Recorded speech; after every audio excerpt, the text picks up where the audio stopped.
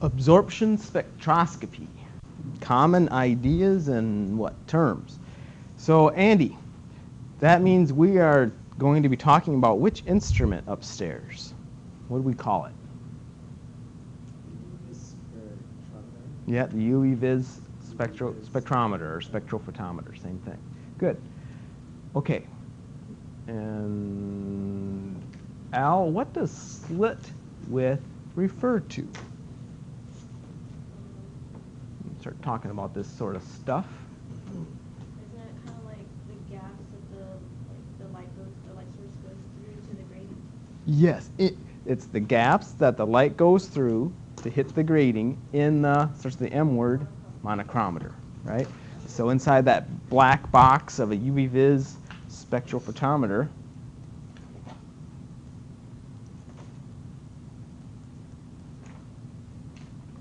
inside that black box is a monochromator. Is, Mel, I don't know if we haven't talked about this yet, but does it seem to make sense that inside every single spectrometer there's going to be a monochromator?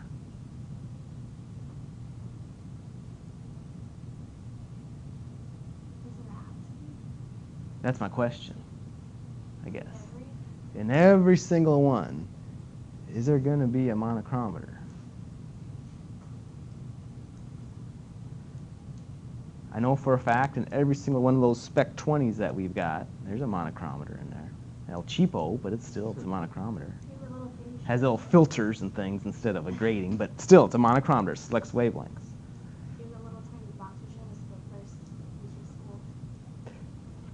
Yeah, because there's a grating, and it. Oh, that little box. The one that connects to the computer? Yeah. So yeah, you kind of have inside knowledge. What she's talking about, and I should have brought it. That would have been so cool to bring it and show you guys. That records all wavelengths at the same time. There's no monochromator. It's shining Roy G. Biv on a whole bunch of diodes, a diode array detector. But yeah, so you don't need a monochromator in all spectrometers. FTIR doesn't have one. NMR doesn't have one. That's not a spectrometer though. Oh, mass spectrometer. Yeah. So there's this. I guess we should say spectrophotometer. That would involve the light. So we're talking about light and matter interaction. These type of instruments involve this. Okay. What's a cuvette? Oh, I didn't bring one, Andrew. What's a cuvette? Do you remember what it looks like? Yeah, we've all seen it. Clear little plastic doohickeys, right? That you put the sample in. And then, are they set up so you can touch all four sides, Andy? Do you remember handling these things? No, they only have one group side. Yeah, they have one frosted side, then they have clear sides, right? Yeah. Okay, so I think you remember. I forgot to bring one. So let's start with Mel, and just say whether each of these following cases is going to increase, decrease, or have no influence on an absorption measurement. So this should be affect, right? Fingerprints on the cuvette. That will decrease the absorbance signal. Does everybody agree? Yeah. So for absorbance signal, think about, in my mind, I got to think about transmittance and absorbance, right? So you got fingerprints. You did your whatever you do in the morning, lotions and all this stuff, right? And you didn't wash your hands, and then you touched the cuvette, and instead of handling it, I guess you could say no effect, because if you put fingerprints on the frosted sides, it's not going to have no effect. But it's talking about putting fingerprints on the clear sides. And then for transmission, you're going to get, would you get less or more light through if you have this smudge? You get less light through. So transmission goes down. But the question isn't about transmittance, it's about absorbance. So So the absorbance, will it absorb more or will it absorb less?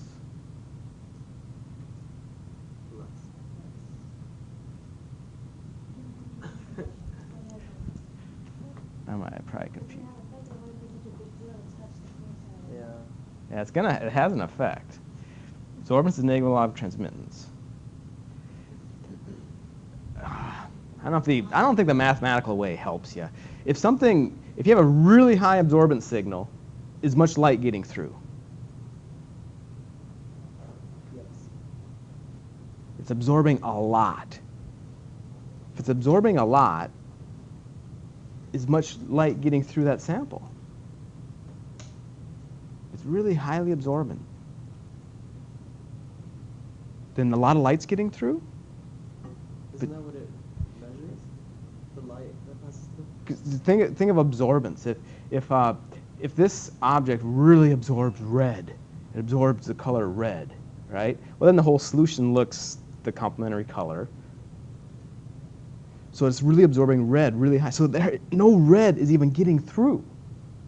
So at the absorbance signal of red, it would be a really high number, right? So no light, no red is getting through. And this is monitoring one wavelength at a time, pretty much, is what we're talking about. The monochrometer's kicking out only red, and then it's Roy, G, Biv, right? Going through them all, seeing what the intensities change. So you don't see it? If absorbance is going to skyrocket. Because the lower the transmitting is, the higher the absorbance is going to be. Yeah, they're kind of, so whatever way works for you. If you think about the mathematical way or the conceptual way, right? The mathematical way, higher transmittance, lower absorbance. So you're saying since there's fingerprints on the cuvette, Less light's going to get through. There's something in there that's so blocking it absorbs. It absorbs. And the instrument can't tell that it's fingerprints. It just knows the signal went down. So it's going to give you a peak. It's going to give you a higher absorbance, even though it's just fingerprints. It doesn't know. Just less light's getting through is all it knows. So for number one, absorbance goes up. Okay. We've seen bubbles, right? Al. We've seen bubbles in the cuvette. I guess you just dumped it in there really fast or something. I don't know. You got a bunch of bubbles. The absorbance will increase or decrease or remain the same. Decrease. Decrease makes sense at first. It makes sense because effectively what changed? If you think of a bubble. A equals what three things multiplied together? EBC. So you didn't change the concentration. You didn't change the ability for this analyte to absorb at that wavelength, but the path length. Right? Doesn't it seem like it changed the path length? Right? That there's less stuff there, so the absorbance should go down. The problem is, can you see bubbles? I mean, yes, but Well, can you see bubbles? Just one logical step at a time. Can you see bubbles? Yes. What color do they look? They look, yeah, whatever color it is. Or they're silvery if it's white light, right? Bubbles are great reflectors. They're blocking the light. And if you couldn't see them, they wouldn't be blocking the light, shining it back at you. So bubbles are effectively a scatterer or a blocker, whatever you want to think of it. So that's what bubbles are.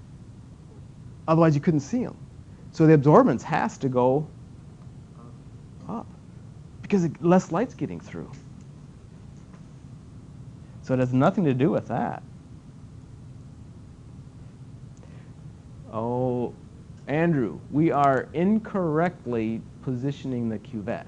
So I guess that just means you didn't shove it down all the way, right? So maybe only... I would say... Oh, it could be incorrectly positioned. It could be the frosted side. So we should pick one or the other here. Let's say it's... let's let Andrew pick. You want the problem to be you put the frosted sides or you just didn't shove it down all the way? I would say increase. Yeah, which problem? Got to pick one. Position. Yeah, I know, but what's wrong with the position? Is it frosted sides or is it? Frosted side. Okay, it's frosted. Let's be specific here, because those are the only two problems that I can think of. Frosted sides. Okay, so if it's the frosted sides, the absorbance, Andy, will increase, right? Because more light's being blocked. Okay, what if, let's call it 3 prime. You didn't shove it down all the way, right? The cuvette is not down all the way. So you have this light going through, right? And the cuvette's only that high, right? When it's supposed to be, right? You know what I mean? It's not shoved down all the way. So, Mal, absorbance will, yeah, I would say decrease too, because yeah, it's not absorbing more light's getting through. So finally we have a decrease one. There's not enough solution in the cuvette, Alyssa. Yeah, I'd say decrease again, right? Everybody agree? Oh, we have scratches on the cuvette, Andy. Absorbance will? I could increase? Will go up, right? Because you can see the scratch. So it's definitely scattering light. Single and double beam spectrophotometers.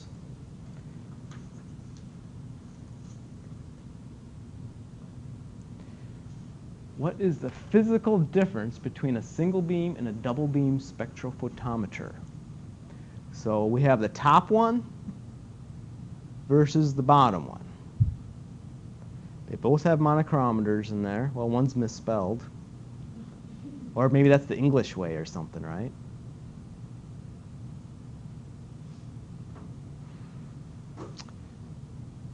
What does it look like is the physical difference?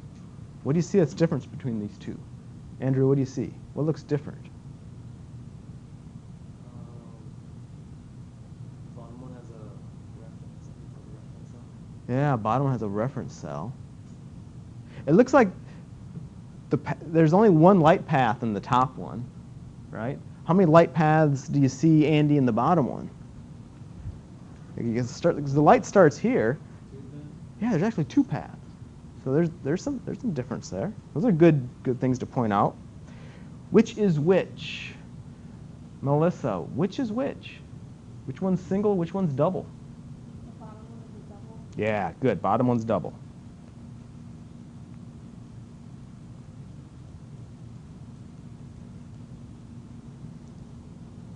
How do you go about getting an absorption reading at one particular wavelength in each of the above? Okay, let's start with the single beam. And the single beam, man, if you have really good memory, Al, Alyssa, you can recall this. You did this in general chemistry. And I forget what the lab was. It was, I forget. But we had those Spec 20s. You had to get absorbance. How'd you get a single absorbance value, right? The absorbance at some wavelength equals some number. You had to measure that. How did you get it? Do you want to remember? You wanted the absorbance at, let's just say, 520 nanometers or something. Good. You had to set the dial to 520. Okay.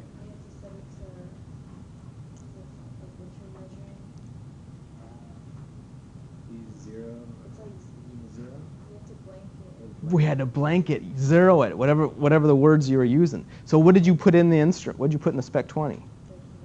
A cuvette with just the pure solvent, right? So it was everything but the analyte. So you put that in there, and then you push the zero button, right? Tare isn't. You don't see that on a spectrometer. You see the word tare, T-A-R-E, on what? on balances. That's zeroing on the balance. Okay, so you push the 0 button, okay, and it zeroed out the baseline. Then you did what? Then you put your sample in and just read the number, right? So when you push the 0 button, the absorbance went to 0. And then you put in your sample and you got a number. Okay, so there's 2 steps. Everybody agree? That's how you did this one. Now we haul into the general chemistry lab that big honking UV vis spectrophotometer, plop it down. And we want to know the absorbance at 520. Same thing. What do you got to do?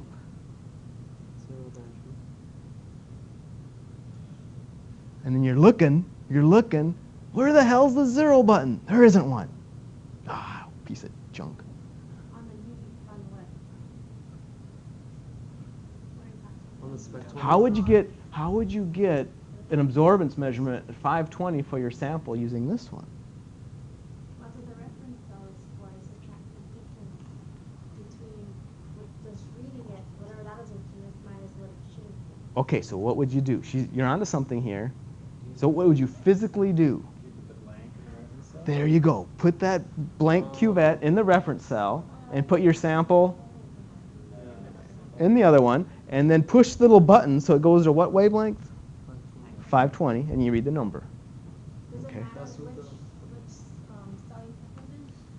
And there's, on the UV vis, there's 2. Does it matter which one's a reference and which one's your sample? Yeah, they want in ours, it's kind of the opposite of this one.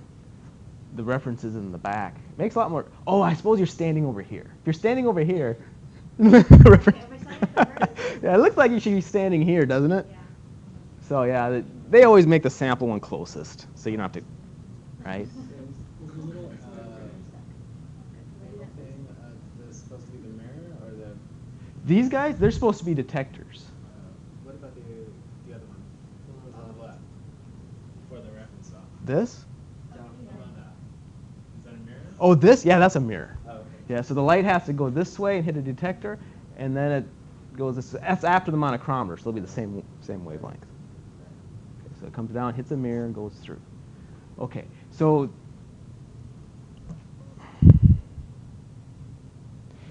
we paid about 20 grand more to get that big double beam spectrophotometer upstairs. Why is it advantageous over a single beam instrument? You could say what right now? Andy, you could say what? From what you know right now, you could say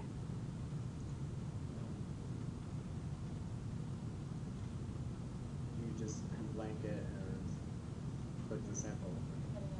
you're cutting out a step. Yeah, that it's faster, right? You just put them in. But realize, if you're doing a research project or you're a work study, you're a student, I really don't care how long you're up there in lab. That's not the reason. If it was just, we could save 20 grand by you moving your hand and moving cuvettes around, we would do it, right? So that's not the reason. The reason is, I wonder if that's coming up. Okay, the reason is think of it this way. If you have a light source, whether there's a light bulb or what, is it kicking out the same intensity all the time? From the moment you turn it on to you turn it off, is it kicking out the exact same intensity? It's not. I mean, it has to do this whole warm-up thing in the first place. And even when it warms up, you still have fluctuations in the voltage in your power supply. The detector, is it going to be exactly the same sensitivity from the moment you turn it on to shutting it off? No, right? Because things got to warm up. Even when they warm up, there's still fluctuations. Okay? So that's a real problem. So when it's not a problem if you're talking about general chemistry lab and you're having kids moving cuvettes around getting simple absorbance measurements. Who cares if it's exactly right or not? But if you want a research grade instrument where you're trying to solve problems that nobody knows the answer to, you can't be messing around. If you want to have an instrument that's going to determine whether someone's going to spend 20 years in prison or not for doing X or Y or Z, you want to make sure this is right. So you have to measure everything simultaneously. That's the advantage of this, is that it measures I guess the best way to say it, absorbance is the negative log of transmittance, which is the negative log, P over PO. It measures P and PO at the exact same time. And that is really advantageous. Who cares if it's warmed up or not? Who cares how long it's been on? Who cares whose UV vis you're using? It's measured simultaneously. So all those errors aren't present.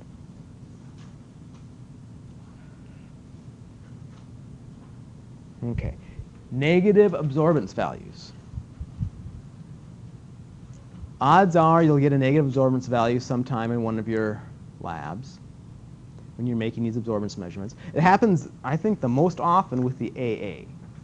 AA stands for what again, Andrew? Atomic absorption. Okay, I think that happens most often with AA. How can you get a negative absorbance value? Is it garbage?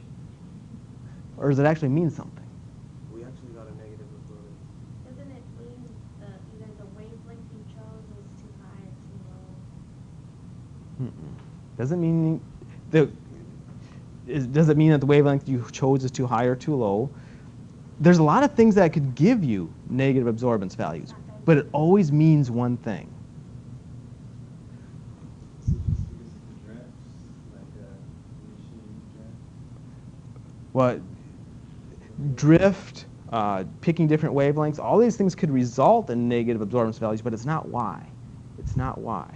Absorbance is the negative log of transmittance, which is the negative log P over PO. Well, if you get a full number, it'll be a negative absorbance. So you would get, P will be bigger.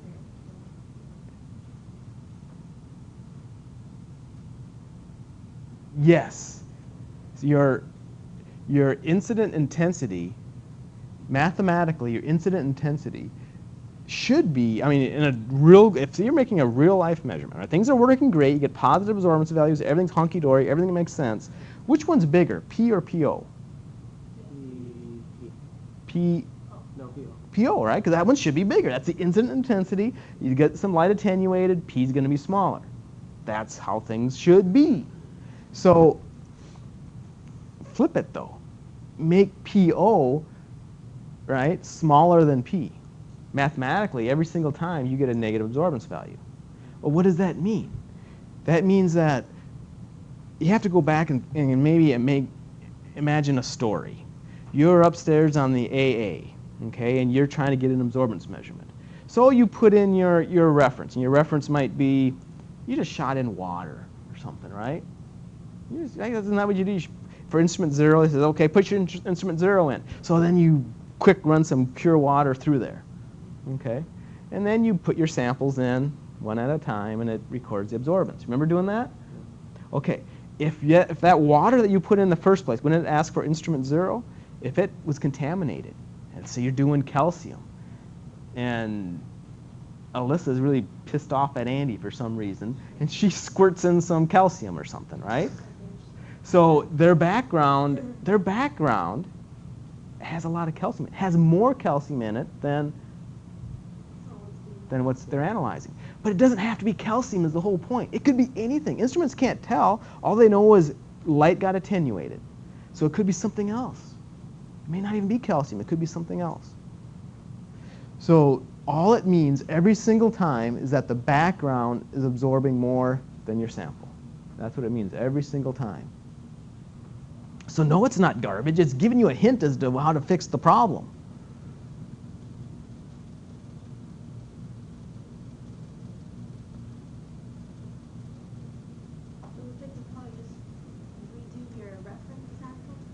That might be a start, Yeah. right? Or it might be you have to use standard addition technique. What is the most reproducible background that can be used and a measurement in a double beam UV-vis spectrophotometer. So we've got this instrument right here. What on this planet is the most reproducible background that can be used? Water. No. Nothing. Air, right? Just don't put anything there. Will it still work? Oh, wait, Smith, you got to put a cuvette in there with the solvent in there.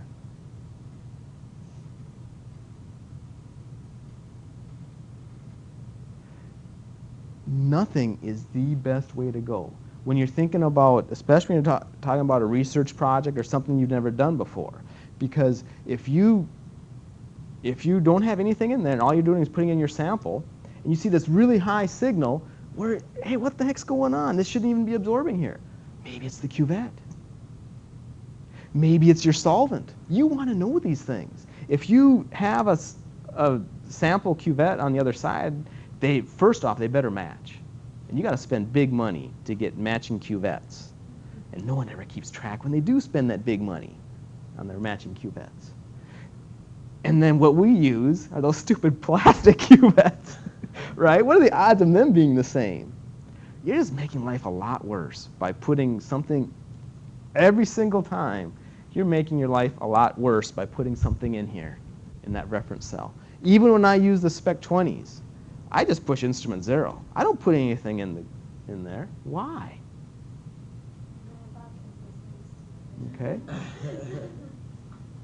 So it causes a lot of issues when you start. If you want to see a nice, beautiful plot, calibration curves, whatever you're trying to do, if you keep plopping something in the reference chamber, that cuvette could be a little bit different, right? And it just messes things up. Just use air. There's nothing wrong with it. It's much more informative, too. Okay. Solid materials such as T-shirts and other objects appear colored. T-shirt's blue. What are the various pigment molecules in a T-shirt doing to achieve this appearance? There's a hint in the diagram. Andrew, there's a hint in that diagram. I don't know if it's much of a hint, but...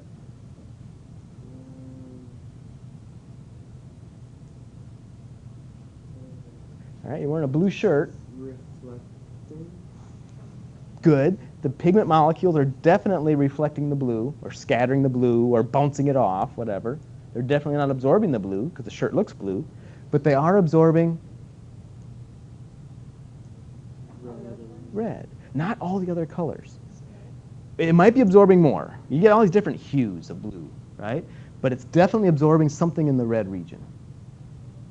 Or blue, I forget the we'll see the complementary color. Oh, here it is, blue. More like the orange area, kind of absorbing. Okay, solutions also commonly appear colored. For example, to the right is an absorption spectrum of an aqueous solution of a single pigment with peak absorption at, Andy, how many nanometers? What would you say that number is? Like 75. What would this be? Kind of like 580. Yeah, something like that. 580. Let's just say 580. That sounds good. Okay. According to the wavelength color chart, this wavelength is the wavelength of the color yellow. All right. Knowing this, what color will the solution appear? Hint, use the color wheel. Violet. I think you guys are getting the idea. Good.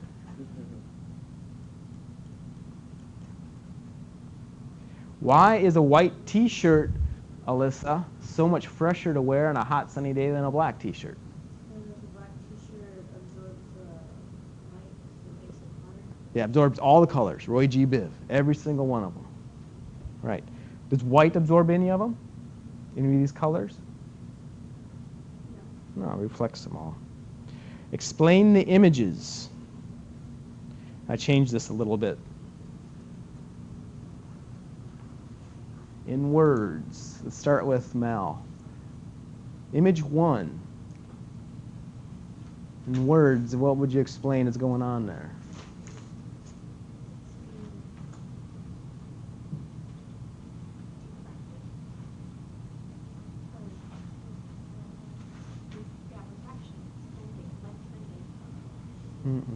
Light bending means it has to go into... Refraction always involves two media. And the light has to enter from one media into the other one. Here it's not changing media at all.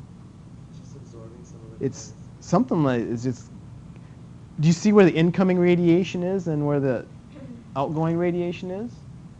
Which one's incoming? The light on the left or the right? Left, so good, because it's coming down here, going this way. The surface appears green.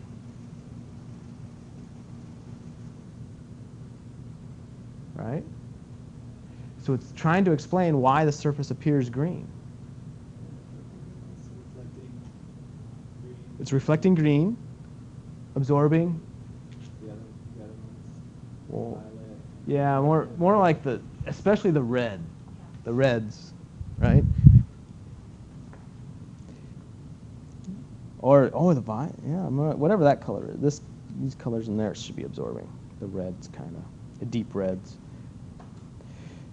So finish drawing image 2 in a similar fashion as image 1, but the surface appears white. Yeah, you don't have that. I added that. Oh, what do you see all the colors bouncing off? Yeah, this is coming in, and that's coming out. Good.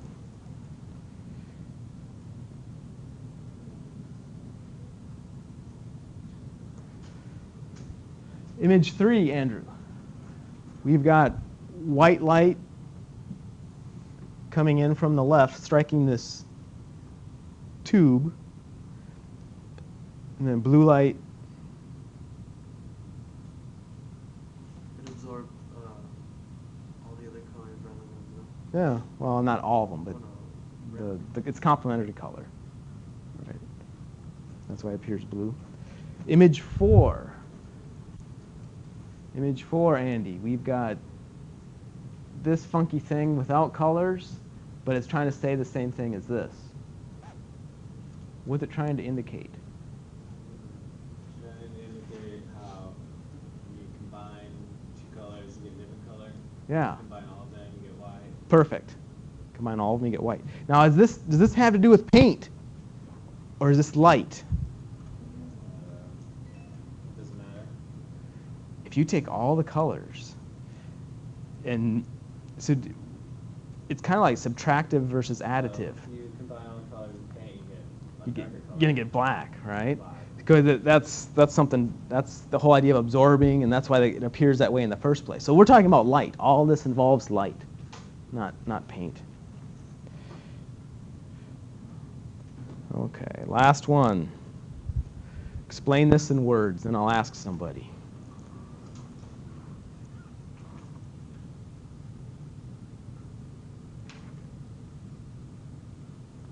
It's a double beam.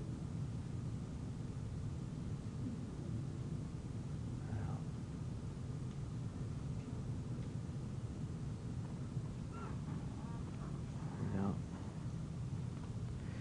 So Andrew, what would you say to explain image 5? Naming it really helps. You named it. What? It's absorbing, no. It's a Double double beam spectrophotometer, right? So and everything that goes along with that. You know, it's got 2 path lengths. It measures the transmitted and the incident intensity at the exact same time. It's really advantageous over a single beam. Okay. Chopper. Is there a chopper? Oh, there is. We do have a picture of a chopper. What this does is this allows that syncing to make in time of signals to make sure everything's measured at the same time. And the reason why I have this picture is because ours broke, and And you call the people and they say, oh, don't tear it apart, don't tear it apart. But it's just like a car. It was really easy. You just lift it up, there's all the parts, and then you just take it out, throw it away, and buy the new one and screw it in place. So it wasn't that hard. Yeah, well, if it doesn't work, you have money to fix it. You got to do it yourself. Alrighty, so have a good day.